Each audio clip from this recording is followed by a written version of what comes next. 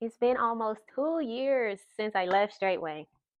It's been almost 2 years since I left Straightway, y'all, and I think it's time for a real update. On my own platform, you hear a lot from families that have left, and it seems like they just kind of talk a lot about what happens inside of Straightway, but you don't really hear as much about what it actually takes to rebuild your life, and especially as a mother. So my experience that I'm sharing is a story that I believe I needed when I was trying to leave, when I was thinking about leaving, when I was ready to leave. I really needed to see a woman with her children leave and actually become okay. So I want to show y'all where we are now, what I believe now. And I'm going to spread this out into multiple videos so that it's not one long one. I don't have hours to sit and talk to y'all. So I'm going to break up my videos, but I'm going to spread it out over a series of like 4 parts maybe. And I'm going to just take y'all through how we got here, Because like I said, 2 years ago, I was literally still in Straightway. I was still living on the land. And today I'm talking to y'all from my own home, my own beautiful big home with a beautiful front yard, beautiful backyard, beautiful big trees. We're by the water. The lake is down the street. I'm living in the exact area that I set my mind to do business in when I started my company because it's the most affluent area in this town. And fast forward to now, it's where I'm living. So we're going to talk about it because getting here changed what I believe about pretty much everything, honestly. So I'm just going to get right into it. The biggest thing that I got back was trusting myself since leaving Straightway. And I can't even really say that I got it back because the way that I feel and what I know, I don't think that I've ever felt when it comes to trust in myself. So when I say I trust me, I spent years believing that someone outside of me, needed to confirm what was true and what was right and, what directions I should go in. And I don't live like that anymore. I don't live like that anymore. I question things. I question everything. I gather information and I pay attention. And I pay attention to myself and I'm able to make decisions, and then I can sit and say that I trust the direction that I'm headed. I trust the direction that I'm going in. I trust myself enough with where I'm leading me. So that's very huge to me because I learned that the entire time my body was giving me information. It never stopped. And I had just been trained to like override that and suppress it and deny it and just everything but really listen to it. So now when something costs me my peace, when things make me shrink or just keep my body in any type of stress or anxiety, I pay attention to that and I'm able to either remove myself from it or work through it in a healthy way to where there's a huge amount of trust in me built up that I don't think I've ever had before. What I believe now is probably a big one that everybody wants to know, and it's definitely one of the largest shifts. Um, because as they say, you leave, and the narrative is that you're leaving the Most High.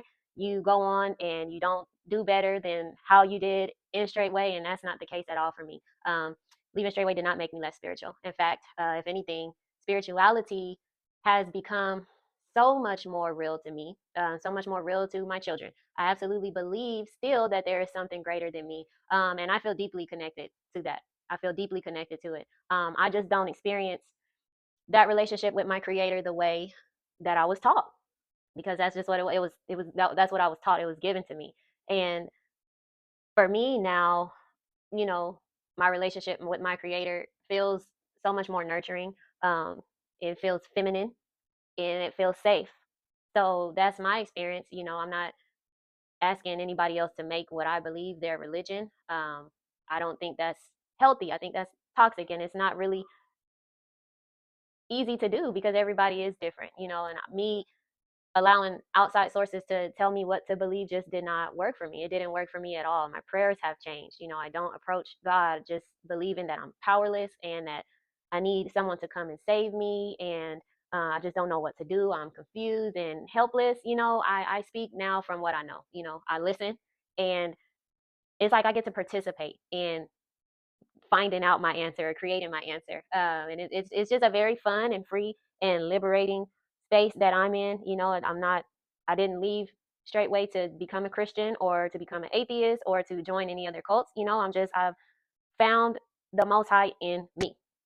The kingdom of heaven is within, so I don't need to have any outside sources or voices or authorities dictating what I do, what I believe, what I feed my children, how I school them, the direction that my life needs to head in order to feel complete. Any of that, it's totally based on the connection that I have with my body.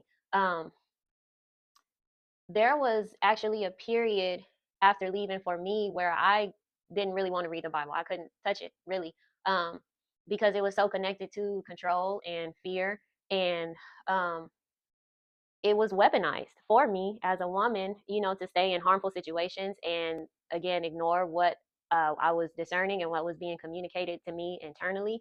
Um, that's what the Bible was for me, and reading a lot of the words, it's the doctrine was so like enriched in those pages that it did nothing for me in a positive light. So I actually had to I couldn't stand to read it, touch it for a while. I don't feel that way anymore. But for a while I did. I needed distance before I could even begin to ask myself, like, what do I actually believe, and I don't hear people talk about that in honesty. It just seems like, I'm not even gonna go into, I'm gonna talk about me. I'm gonna stick to my update. But yeah, now where am I at? I still do, I question the Bible. I do. I question the text and the interpretations. Absolutely. I question the doctrine. I question what a belief produces in the people who are practicing it, and I don't think that's rebellious or wicked either to ask questions at all.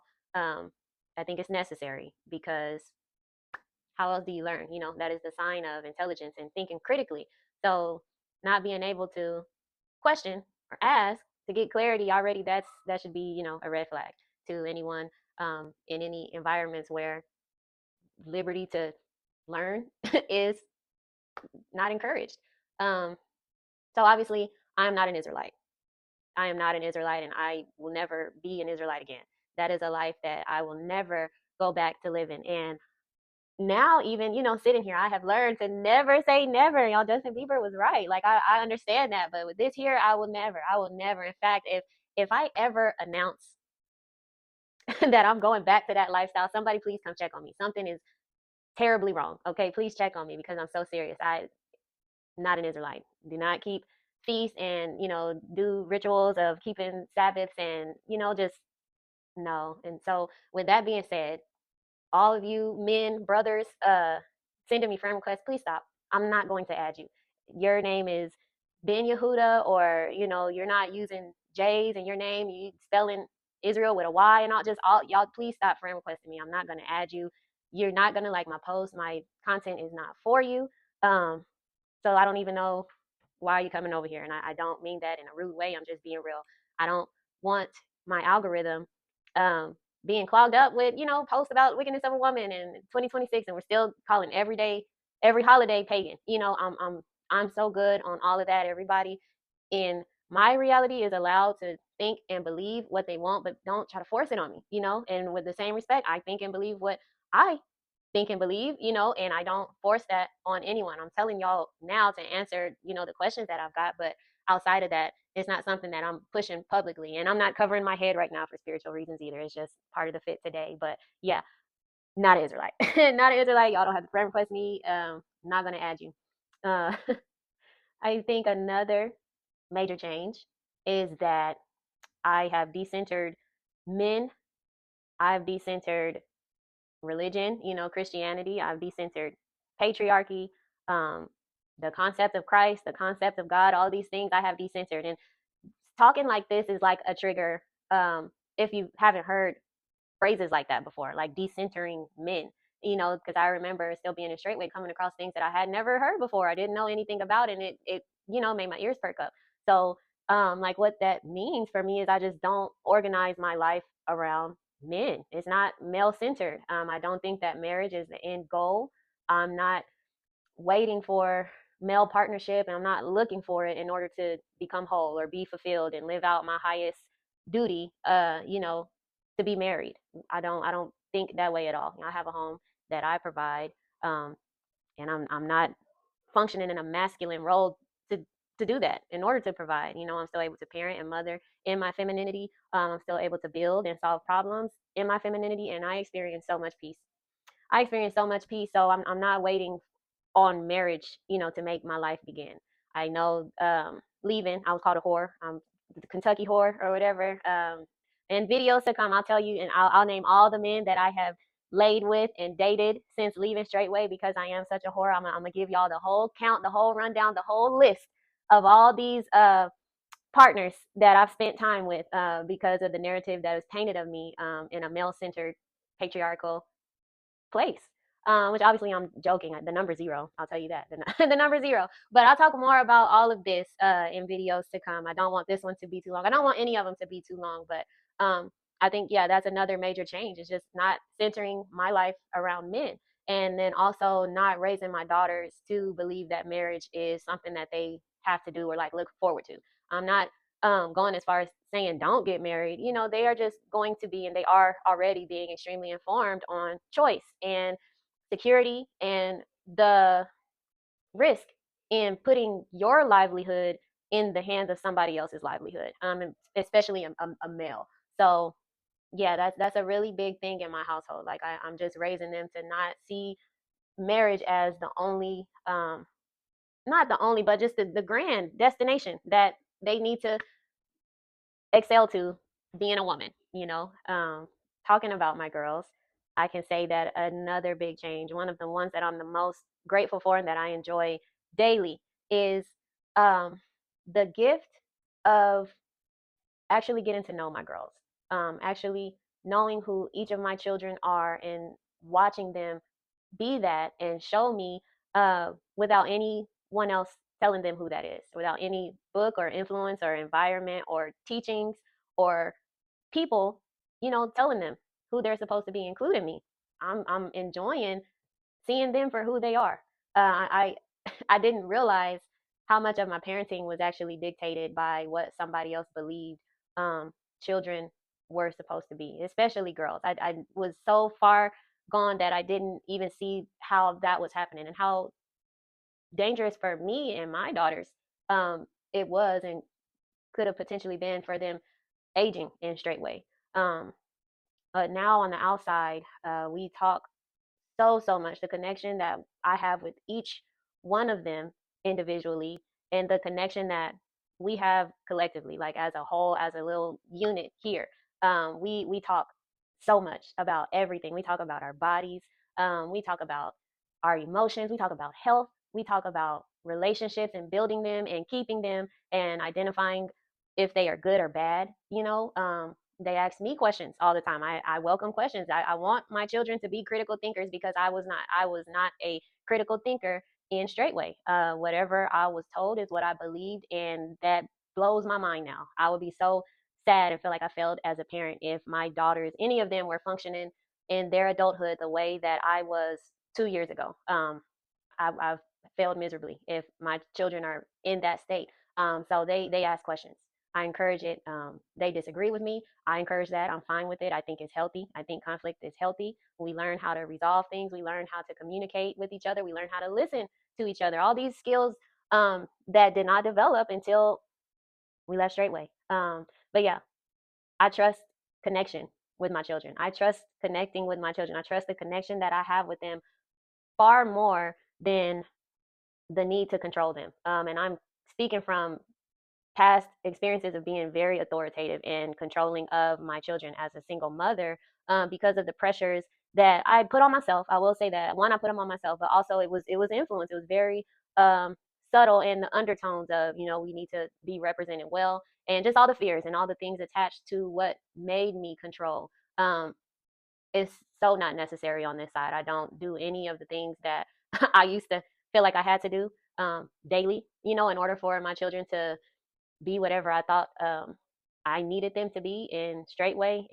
It's not like that anymore. And again, I'm gonna go into so much detail um, for a lot of these topics, because I know it's gonna be helpful. I know it would have helped me. So I have no problems sharing um, the severities of my mind and how gone it was. I was drinking the Kool-Aid heavy and giving it to my children heavy. So I wasn't somebody that was on the fence or like one foot out, one foot in. As they say, I was fully sold out to somebody else's vision. And to speak from where I am today is such a change, such a 180, I think that's important too, to show how much your mind can change, how much power that you actually have when you take control of the patterns and the ways and things that maybe you didn't question because you weren't taught to, or you just didn't really have the language for, or whatever the case may be. Like, your brain is phenomenal, and it blows my mind, how different that I'm able to think now. And not only does that blow my mind, but the fruit of it too.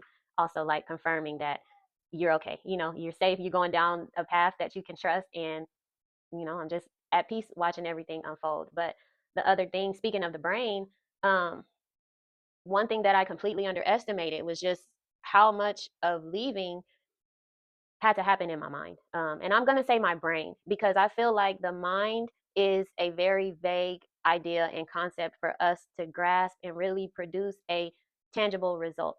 When we talk about the battlefield is in the mind, and you got to control your mind, and you have to fight in your mind, like, we hear these things and it's like, okay, but speaking for me personally, I I'm just trying to think, I'm okay, I'm not scared. Whatever it was just a thought. Like, there was nothing tangible for me to clearly do and see visible result that I know took place, rather than me just thinking it and believing it. Like, okay, I'm gonna sit in the chair and get a spirit of fear casted out of me, and I'm gonna believe that that worked. Instead, I shift to the brain and taking care of my brain. Like I said, I feel like that's more tangible, because there are things that we can do to nourish our brain and take care of our brain and heal our brain. And that, to me, is more realistic and has given more result than, just thinking about things in terms of, like, my mind.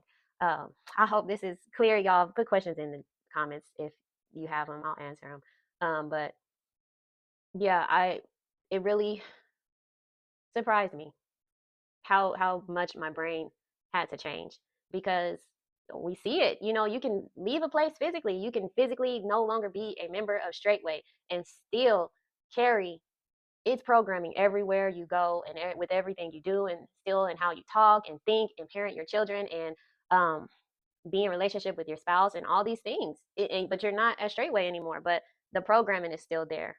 So I became extremely intentional about what I consumed, what I repeated, and yeah, how I nourished my brain.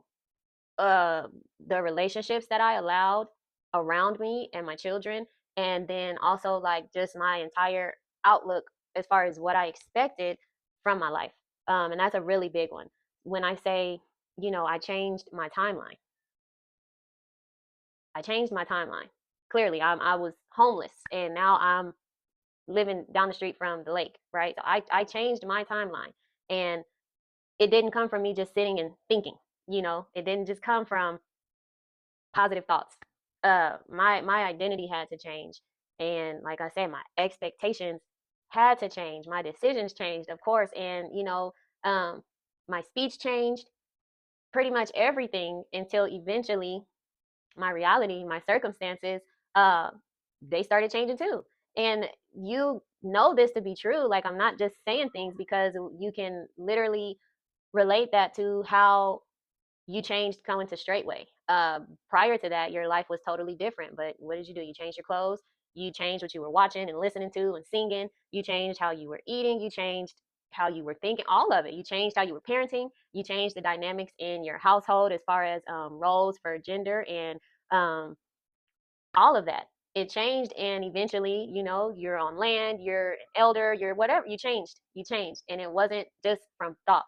So that's another one. Mindset, and nourishing the brain is a video that I will talk a lot more on, because I think it's a very important piece that is left out massively when people leave. That element of, like, your brain is depleted, and just having the awareness to know that. Like, I've been programmed, and I've been suppressed, I've been oppressed, I've been brainwashed, I've been all these things by design. I've been manipulated on purpose. And so I need to make a conscious decision to, like, go in and undo that, because it was done in a certain way, so you have to undo it. And I think oftentimes that is a misstep.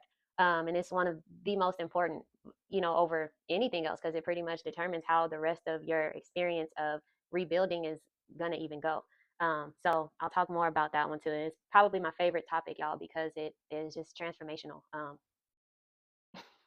It's real, you know. And it's like I feel like you cannot talk about mindset without talking about money and finances, because money was like one of the hardest uh relationships or programs that I personally had to change, because I only learned to associate being a good woman with giving and serving and sacrificing, these words like dying daily, and just this act of being a great giver, constantly able to give of yourself no matter what. But when it comes to receiving, there's a issue there. There's a hesitation there. There's a pause. There's a lapse.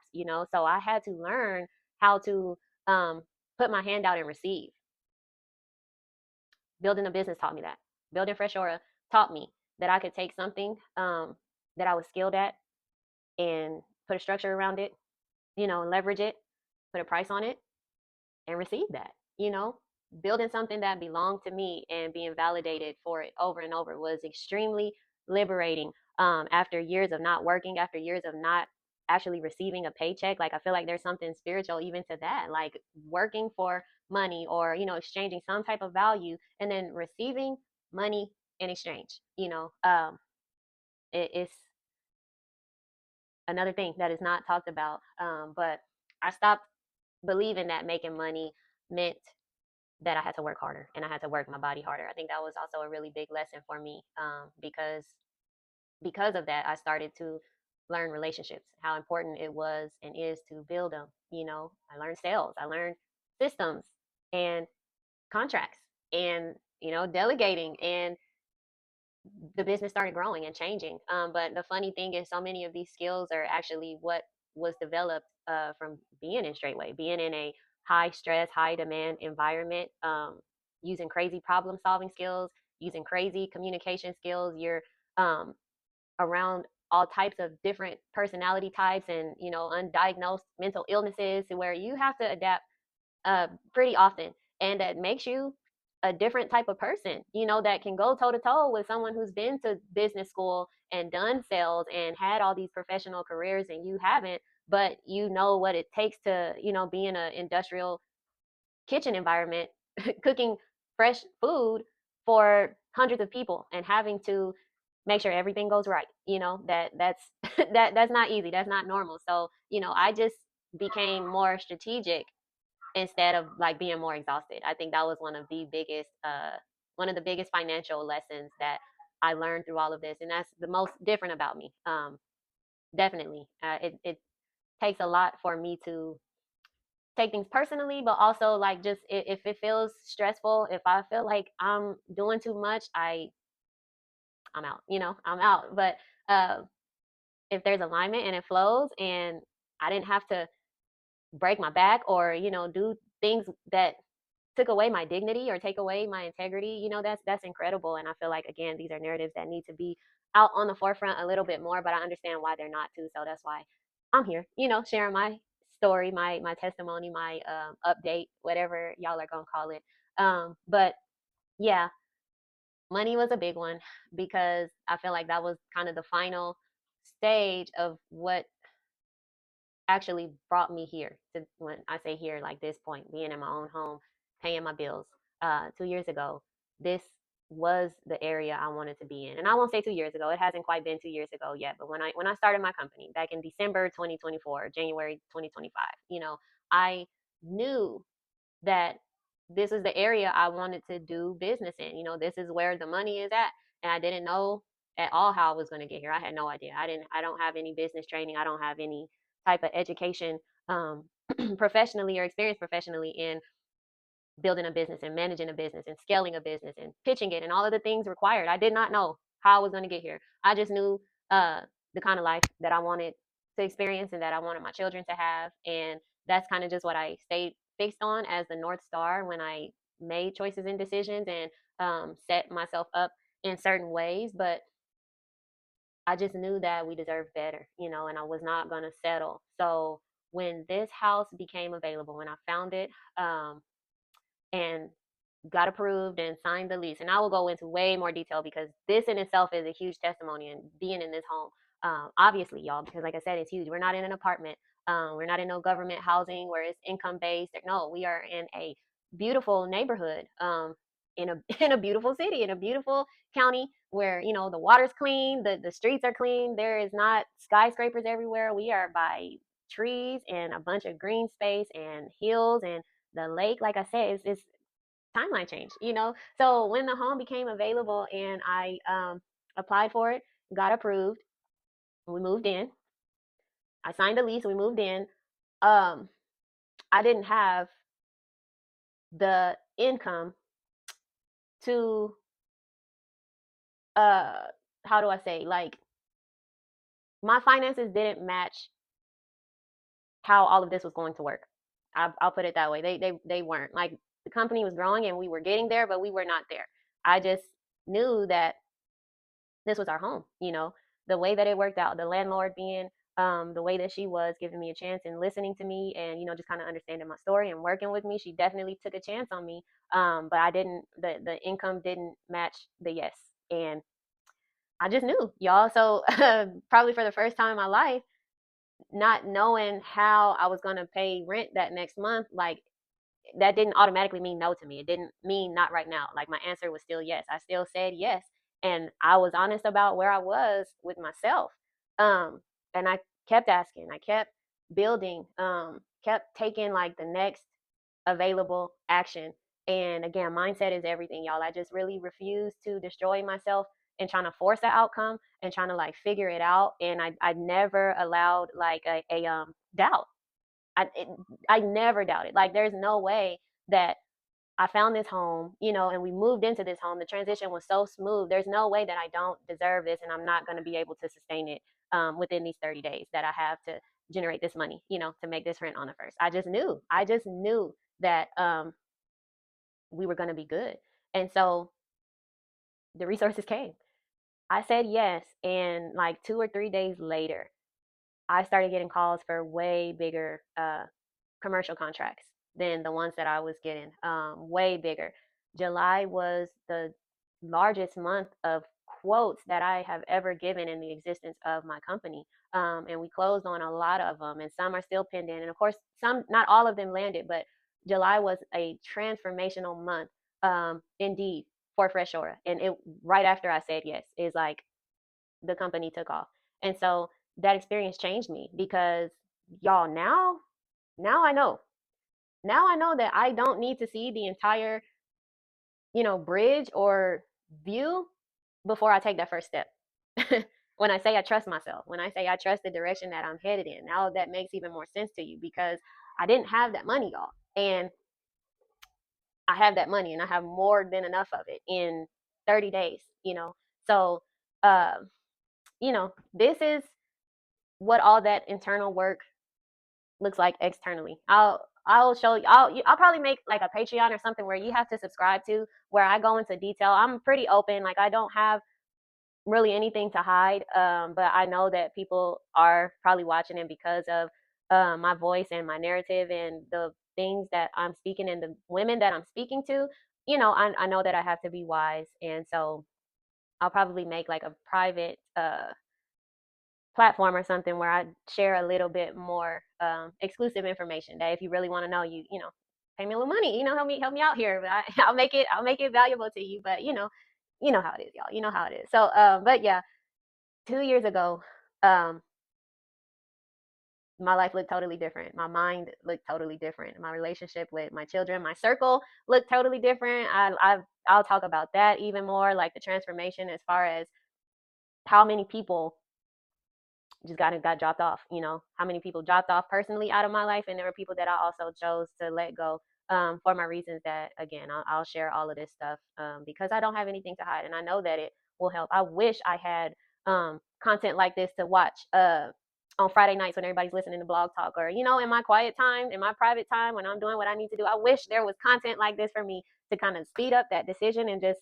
give me the comfort and the knowing that I needed to go on and dip a lot sooner. But yeah, this is where we are now, and this is also where my story stops being only about me. It stops only being about me and my children, because now I understand exactly why women stay in places they desperately want to leave. I know why women that are not happy are still in Straightway. They still laying in bed next to that man. Still, if you single, doing the same things day after day, um, getting ate up on the inside. Uh, I know why. I understand, and I feel like we don't always need voices telling us to be brave, and you can do it, and I'm praying for you, and all those encouraging empty words. You need somewhere for your children to sleep. You need transportation. You need childcare. You need food. You need documentation. You need community. You need money. You need money. You need money. That's really what it is. And so generating a sustainable income is like one of the biggest gaps in between. I want to leave, and I'm gonna leave. So I don't want to be one of those people that has been in that place and lived there and left, and people reach out to me and all that I have for you is go where God leads you. It was a beautiful place, and I met beautiful people. That's not really helpful. That's not really telling me what if I'm asking because I'm trying to make a decision about my life. So I want my answers to be authentic but encouraging, and also like I'm in a comfortable enough place mentally and spiritually to know the difference in like telling you what to do and telling you what I know, telling you what I've experienced. I believe that those are two very different things that people may kind of mix up. But yeah, this is where I'm at almost 2 years later, y'all. I advocate for women in transition, specifically mothers, because of the need. There's y'all's stories, man, my heart aches because of the peace that I have, because of the peace that I see on my children's faces, and the growth in just our relationship, and the rest that I'm able to experience in my body and in my heart and in my mind. Peace is like not even enough of a word, and I feel like that is one that we overuse that really shouldn't be, because this is peace and I've never felt it. And when I tell you, it is so thick for me and like available to me constantly every day. Never felt that. Never felt it. And I yearn, like I long for every woman, every mother to feel it, but I will only give attention to the ones that want it for themselves, just out of respect for my own boundaries. But my heart and desire is for every woman uh, to feel peace like this, and to have rest in her mind and in her heart for the things that she's doing and asking for herself and her children and needing. I don't have to feel bad wanting anything. I don't have to ask for this prenatal. I don't have to ask for this to be added into the budget so that I could get a pack of pencil, just crazy stuff, y'all, that should have never been a part of my experiences, and will never be a part of my children's if I do my job well. Um, I just want the same for y'all. I want the same for your babies to really know who they are and not be told to conform to something different and experience this conditional love that only comes with authority and submission and obedience and fear and manipulation and all these things that are not healthy. It's disgusting. Gosh, can you really say I trust myself and I trust the direction that I'm going? My children are safe with me. I trust myself. My children are safe with me. I built a company. We have a home, and I have so much more of a clearer and a cleaner understanding of what women, what mothers really truly need when you are rebuilding. And so I'm wanting to build the infrastructure that I wish was waiting for me. Um, and it's actively happening. It's taking time, but there is so much momentum going, and there will be something in place for any and all of you. This is including the stepdaughter that's married to her stepdad that nobody is saying things about. This is including the 10-year-olds, the 14-year-olds, the 11-year-olds that are being eyed by older men with the approval of parents. These are normal conversations being talked about. Y'all, I watch the Testaments and I highly recommend it. I don't want to go off here because it's going to add like another 10 minutes to the video. But when I tell you the stirring up that I feel in my body watching that show, because it's such a crazy perspective, um, of just organized religion, really patriarchy and the damage that it does specifically to little girls. So y'all have my heart, man. Y'all have my heart. And this is why I say I have to put stuff private, because you don't think I don't know I have a target on my back? They called me the Kentucky whore. They called me bald headed. They said so much, man. And to the point to where this makes me question, I want to hear Jezebel's perspective. The way that this woman was talked about, the way that I was talked about. If you didn't know me, you'd get this narrative that I'm not who I know I am and who other people can confirm about me. So going back to Jezebel, there's her story is only told by the louder voice, but she was a mom. She was a very educated woman. She's the queen of Phoenicia, right? The Phoenicians, and she was loyal to what she believed. So, I question things, y'all. I question. I think. I use my brain and I ask questions, but I kind of went off there. I'm talking about the testaments. I'm talking about all kind of stuff, y'all. But I have a heart, and you can reach out to me. If this video has touched you in any kind of way, please subscribe to hear more of the update in depth. But none of this happened cleanly. I will definitely say that it was not easy, because I did have family that I don't have anymore. I have friends that I don't have anymore. I was in homelessness, working two jobs while going to school, while building my company, while sharing a small room with all three of my children. There were definitely hard times that made me question if leaving was the good decision. Like I regretted it at times, and I questioned if I'm doing the right thing. So in the next few videos, I will take you back through all of that, because again, I'm on the other side of things where I can say I trust myself. I trust myself. I left. I no longer regret leaving. I will do it over and over again in every lifetime. I will help as many mothers and children as I possibly can. If you've seen Handmaid's Tales, the image of when that plane had all those children, y'all know June, man. Like I want to be written about in history books because of just the freedom and liberation that is brought to mothers, and not just stopping there, but like helping you rebuild to where it's not going to take you 2 years to be in your home that you lay down at night and dream about, seeing your children have all the resources and opportunities that they deserve, because they're so bright and they're so brilliant, and they deserve more than a Becca math and reading textbooks, you know but they can't. You know I just want y'all to see what becomes possible after you decide to leave and stick with it and really do the work. Because if you're watching me from the place that I was standing in 2 years ago, um, the story is way bigger than I got out. It's so much bigger than I got out. I got my power back. I got love. I got peace. I got joy. I got the fruits of the spirit. For real, for real. I have them. And I got a relationship with my creator that is so personal and rich and fulfilling. And the same for my daughters. And again, it's something that I believe every mother deserves, and every child deserves to see their mother experience. So, to your update, stay tuned for more videos to come.